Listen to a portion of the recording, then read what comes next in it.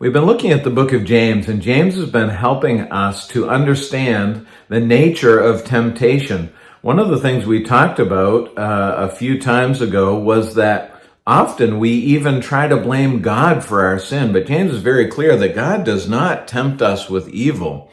He tempts no one. We are tempted when we are drawn away of our own desires, our own sinfulness that is inside of us.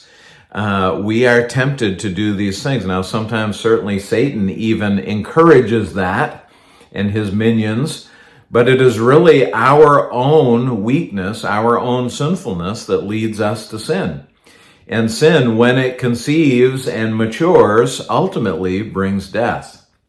Now, James goes on. The very next verse I want to read for you today is James 1:17. And he says, "Every good and every perfect gift is from above, coming down from the Father of lights, with whom there is no variation or shadow due to change." So what I think James is telling us here is this. He is further reaffirming the fact that our temptation does not find its source in God, that God is not involved in this. We cannot blame him for this. In fact, just the opposite. James says every good thing we have in our lives is from God. He is the source of all the good things that happen to us.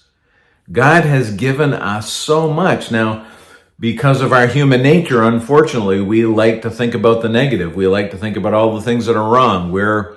We tend to be complainers as human beings. But what James is telling us here is that every good thing is a gift from God.